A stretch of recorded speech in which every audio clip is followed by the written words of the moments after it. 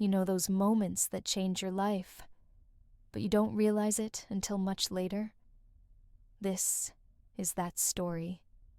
My name is Sarah, and 6 months ago, I was convinced my life was falling apart. I had just lost my job at a marketing firm I'd given 5 years to. My boyfriend of 3 years told me he needed space, which apparently meant dating my coworker. And to top it off, my landlord raised my rent by $400. I was 29, broke, single, and completely lost. Most mornings, I didn't want to get out of bed. But there was this one thing I refused to give up. My morning coffee at Brew and Page's, this tiny coffee shop 2 blocks from my apartment. It wasn't fancy. The chairs were mismatched. The walls were covered in local art that honestly wasn't very good. But it smelled like cinnamon and old books. And for 30 minutes every morning, I could pretend my life wasn't a complete disaster. That's where I met him. Well, met isn't quite the right word. Let me start from the beginning. It was a Tuesday, October 17th. I remember because it was exactly 1 week after I'd been laid off. I woke up to an email from my ex asking if he could come get his stuff, which was basically my coffee maker and the good towels I'd bought. I said no. He called me petty. I blocked him. Great start to the day. I threw on sweatpants and my old college hoodie, the one with the coffee stain I'd stopped trying to hide, and shuffled to Brew and Page's like a zombie.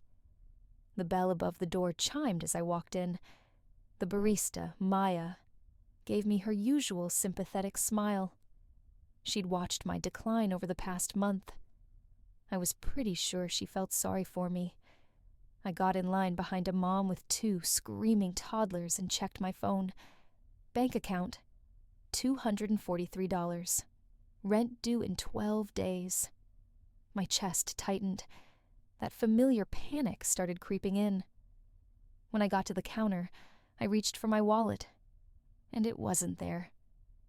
I checked my pockets, my bag, my jacket. Nothing. I'm so sorry, I stammered, my face burning. I think I left my wallet at home.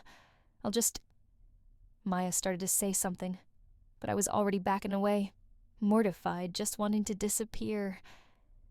And that's when I heard his voice. It's covered. I turned around. There was a man sitting at the corner table by the window, the table everyone avoided because the chair wobbled.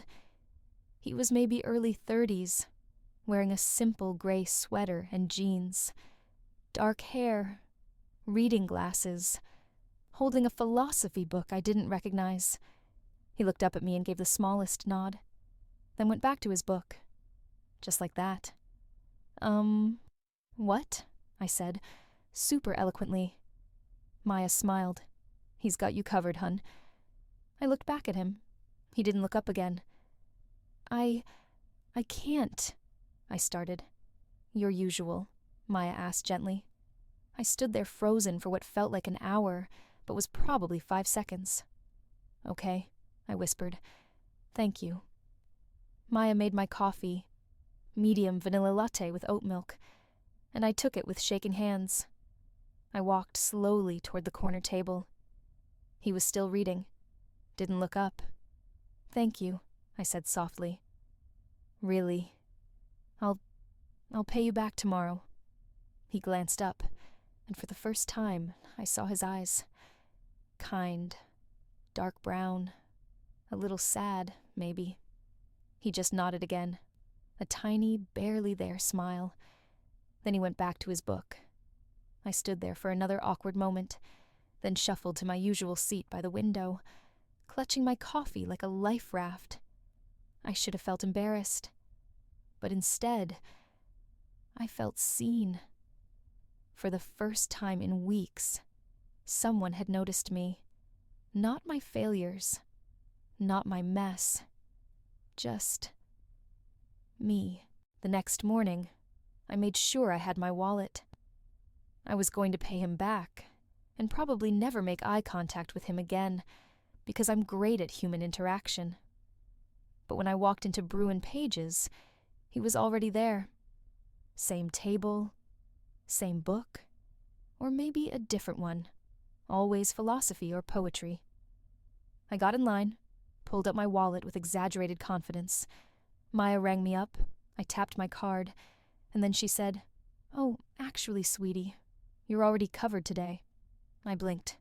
"What?" She nodded toward the corner table. He didn't even look up. "No, I can pay," I said quickly. "I have money. I just forgot yesterday. He already paid," Maya said with a knowing smile. "Just take the coffee, Sarah." I looked at him. He turned a page. "This is weird, right?" I whispered. Maya laughed. "Honey, take the win." So I did. I walked over to his table, slower this time. "Thank you," I said, again. "But seriously, you don't have to—" He looked up, made eye contact. That same small, sad smile. "It's just coffee," he said quietly.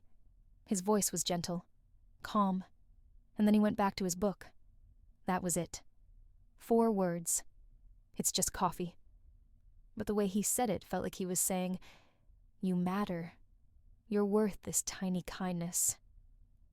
I went to my table and drank my coffee in silence. I don't know why, but I cried a little. Just quiet tears I wiped away before anyone noticed. It wasn't about the coffee. It was about being seen. It happened again the next day, and the day after that. By day 5, I stopped trying to pay. I just walked in. Mia handed me my latte. I looked at him. He gave that tiny nod, and I sat down. We never spoke. But something changed in me. I started looking forward to mornings. I'd actually get dressed. Not fancy, but clean clothes, brushed hair. I'd put on a little mascara. Not for him, exactly, but because I wanted to feel like a person again. On day 7, I brought a book. I hadn't read for pleasure in months, but I saw him reading and thought, maybe I could too. On day 10, I noticed he always drank his coffee black. No sugar, no milk. Just black coffee and philosophy books. On day 12, I realized he had the saddest eyes I'd ever seen, like someone who understood pain too well. On day 15, I caught him glancing at me, just for a second, then back to his book. On day 20, I smiled at him when I walked in. He smiled back. It was barely a smile, just the corner of his mouth liftin', but it felt like the sun comin' out. By week 4, this had become the best part of my day. Not just the coffee. Him. This stranger who asked for nothing, who expected nothing, who just gave. I started wondering about him, what his name was, what he did, why he looked so sad, why he was so kind, but I never asked, and he never told. We just existed in this quiet, beautiful routine. Him, reading at his wobbly table. Me, drinking coffee I didn't pay for, feeling a little less broken every day. On day 28, I did something brave. I wrote him a note. It took me 20 minutes and 3 crumpled napkins to get it right. Finally, I settled on, "Thank you for reminding me that kindness exists. You've made the hardest month of my life a little softer. Sarah." I waited until he went to the bathroom. Then I left the note on his table, tucked under his coffee cup. My heart was pounding. I sat back down and pretended to read, but I was completely panicking. What if this was weird? What if I ruined it?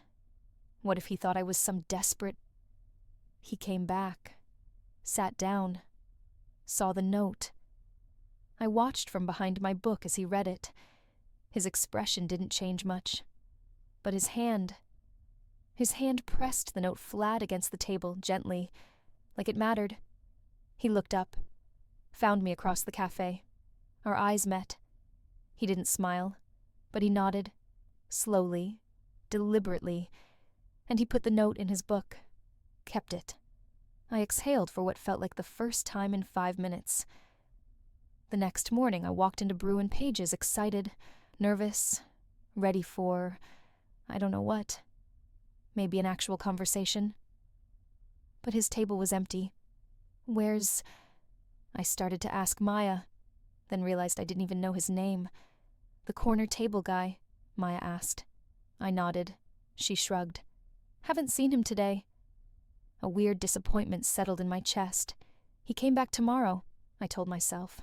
But he didn't. Day 2, empty table. Day 3, empty table. Day 4. I asked Maya if she knew anything about him.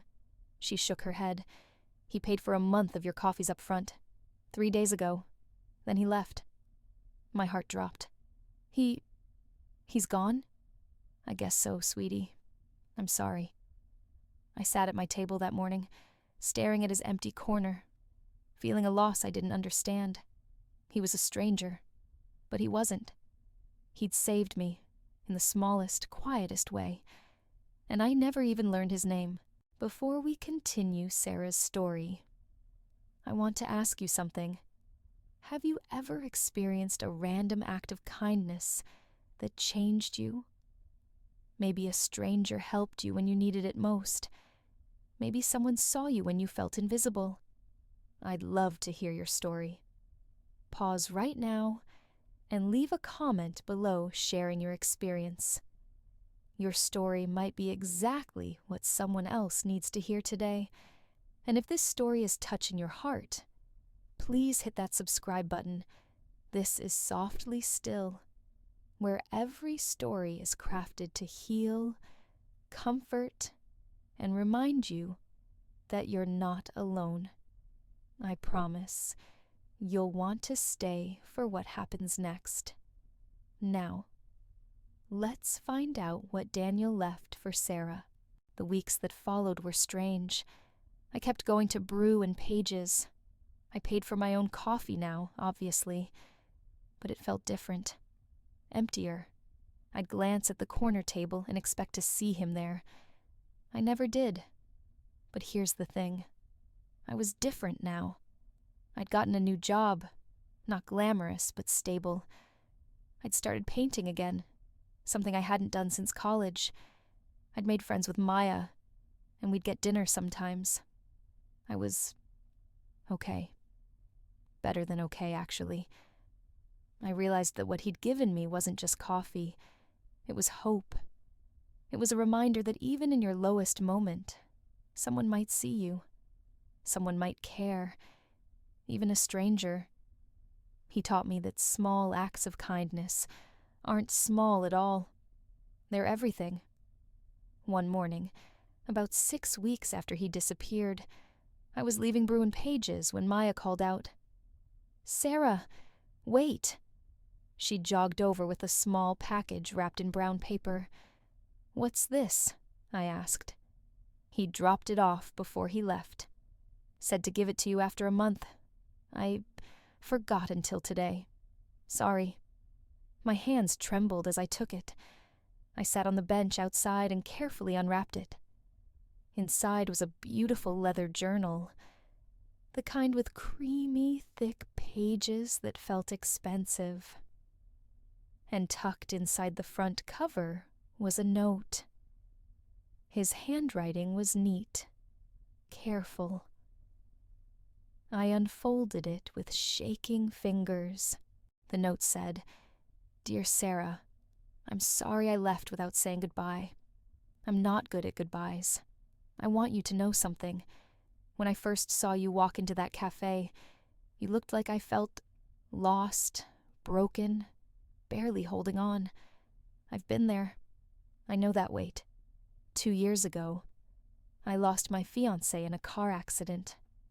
Her name was Emma. She was the kind of person who left sticky notes with terrible jokes on my mirror, who bought coffee for strangers, who believed people were good, even when the world was cruel. After she died, I stopped believing that. I stopped believing in anything. But then I saw you. And I don't know why, but something in me said, do what Emma would do. Be kind. For no reason. Expect nothing back. So I bought you coffee. And then I watched you transform. Day by day, you started coming back to life. You dressed differently. You smiled more. You brought books. You looked lighter. That's when I realized. You didn't need my coffee. You just needed a reminder that you matter, that someone sees you, that you're not invisible. You were never broken, Sarah. You were just tired. I'm leaving the city for a while. I got a job opportunity in Seattle, and I think it's time I try to move forward. But I wanted to leave you this journal. Fill it with your story. The one you're writing right now. The one where you become who you're meant to be. Thank you for letting me be part of your healing. You were part of mine, too. You reminded me that kindness still works, that small things matter, that maybe, just maybe, Emma was right about people. I hope you find everything you're looking for. With gratitude, Daniel P.S. Check page 47. My hands were shaking so badly I almost dropped the journal. I wiped my eyes. I was full on crying now, sitting on a bench outside a coffee shop, clutching a journal from a man I never really knew. I flipped to page 47. There, in the same careful handwriting, was a phone number. And beneath it, if you ever want to grab coffee sometime, and actually talk this time, no pressure, but I'd like that. Daniel. I stared at that page for a long time. Then I laughed. A real, full, ridiculous laugh. All those weeks of silence, of wondering, of longing. And he felt it too. I pulled out my phone, my heart hammering. I typed, "Hi, this is Sarah. The girl with terrible timing and no wallet. Is this Daniel?" I hit send before I could overthink it. 3 minutes later, my phone buzzed. "Hi, Sarah.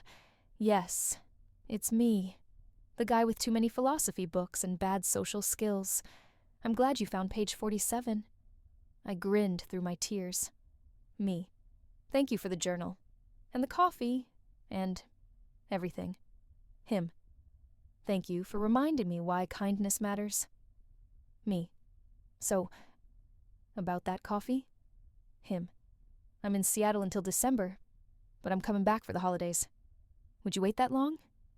I didn't even hesitate. Me. I've waited this long. A few more weeks won't kill me. Him. It's a date then. A real one. Me. A real one. I sat on that bench, smiling at my phone like an idiot, feeling something I hadn't felt in a long, long time. Hope. And maybe the beginning of something beautiful. The weeks between October and December were the longest and shortest of my life. Daniel and I texted every day. Nothing deep at first. Just life. He sent me pictures of Seattle's rainy streets and terrible coffee shop puns. I sent him photos of my paintings and updates on Maya's chaotic love life. Slowly, we peeled back the layers. He told me about Emma, how they met in a bookstore fighting over the last copy of a poetry collection, how she made him believe in magic, how losing her made him forget how to be human. I told him about my ex, my job loss, the feeling of drowning in your own life. We talked about philosophy and poetry and why people are terrible at expressing feelings. He recommended books. I forced him to watch rom-coms. It was easy, comfortable, like talking to someone I'd known forever, but also electric, because I knew, we both knew, something was building. By mid-November, our texts got longer, more vulnerable. He said, "I'm nervous about seeing you. What if the real me disappoints you?" Me. The real you bought me coffee for a month and then left me the sweetest letter anyone's ever written. I think I'll manage. He said, I'm not good at this. Dating, feelings. I'm better at silence. I said, good thing I like silence. He said, I really want to kiss you when I see you. My heart stopped when I read that. I said, that's allowed. He said, good. December 15th. That was the day he was coming back. I counted down like a kid waiting for Christmas. And on the morning of the 15th, I woke up at 5 a.m., too excited to sleep. I put on my favorite dress. Nothing fancy, just soft and blue and me. I did my hair, put on real makeup for the first time in forever, and at 9 a.m., I walked into Brew and Page's. And there he was, sitting at the corner table. Same gray sweater, same reading glasses, same philosophy book. He looked up when the bell chimed, and this time, he smiled. A real smile. I walked over, my legs shaking. Hi, I said softly. Hi, he said back. His voice was just as gentle as I remembered. You came back. I said I would. We stared at each other for a moment, and then we both laughed. Nervous, awkward, perfect. Can I sit? I asked. Please. I sat down across from him at the wobbly corner table. Our knees almost touched under the small surface. Mia brought over 2 coffees, mine with oat milk, his black, and winked at me before walking away. So, Daniel said, hands wrapped around his mug. This is weird, right? So weird, I agreed. I feel like I know you, but also I don't. Same. We smiled, and then we just talked. For 3 hours. We talked about everything. His childhood in Oregon, my complicated relationship with my mom, his work as a freelance book editor, my dreams of maybe opening a gallery someday. We talked about Emma, about my ex, about grief and healing and what it means to start over. We laughed. We cried a little. We ordered more coffee, then lunch, then tea. And somewhere in the middle of it all, he reached across the table and took my hand. I'm really glad I bought you that coffee, he said quietly. I'm really glad I forgot my wallet, I whispered back. He smiled. That sad, beautiful smile that I'd fallen for from across a cafe. Can I tell you something? He asked. Anything. I think I started falling for you on day 3. When you came in wearing that ridiculous hoodie with the coffee stain, and you smiled at Maya, even though you looked like you were falling apart. You were kind even when the world wasn't kind to you. That's when I knew. My heart was going to explode. I think I fell for you when you nodded at me that first day, I admitted, like I was worth noticing. No one had made me feel that way in so long. He squeezed my hand. You are worth noticing, Sarah. You always were. And then he leaned across that wobbly table and kissed me. It was soft, gentle, perfect. It tasted like black coffee and second chances. That was 6 months ago. Today, I'm sitting at our corner table. Yes, our table now, writing in the journal Daniel gave me. He's next to me, reading another philosophy book, his hand resting on my knee under the table. Maya just brought us our usual order without asking. She calls us her cafe love story and threatens to put our picture on the wall. We're not perfect. We're both still healing, still learning how to let people in, but we're doing it together. Daniel moved back to the city permanently. We got an apartment with a wobbly kitchen table that reminds us of how we started. I opened a small online gallery. It's not much yet, but it's mine. He's writing a book, a collection of essays about loss and love and coffee shops. And every morning, we come here to brew and pages, to the place where a forgotten wallet and a stranger's kindness changed everything. Sometimes I think about that version of me from 6 months ago. The girl who thought she was broken, who couldn't see a way forward. I wish I could tell her, hold on, someone sees you. Something beautiful is coming. Because the truth is, we're all just one small act of kindness away from a completely different life. One coffee, one note, one stranger who decided you were worth it. Daniel closes his book and looks at me. "What are you writing?" he asks. "Our story," I say. He smiles. "Good ending?" "The best ending." He leans over and kisses my temple. "No," he whispers. "The best beginning." And he's right. This isn't the end of our story. It's just the first page. Sometimes the smallest act of love opens the door to the greatest love story.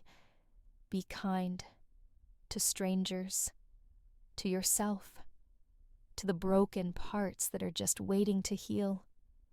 You never know what miracle is waiting on the other side of a cup of coffee. If this story touched your heart, I'd be so grateful if you'd do 3 small things for me. First, hit that like button. It tells me you want more stories like this one. Second, subscribe to turn on notifications. I share new stories designed to heal, comfort, and fill your heart with hope. Stories about love, second chances, kindness, and the beautiful moments that change everything. And third, share this with someone who needs hope today, someone who's going through a hard time, someone who needs to be reminded that they matter, that they're seen, that something beautiful might be just around the corner. Drop a comment and tell me, what story should I tell next? A second chance romance? A story about friendship? A tale of finding yourself? I read every single comment, and your ideas inspire the stories I create. Thank you for being here. Thank you for listening. Thank you for being part of this community. And remember, you are worth noticing. Always.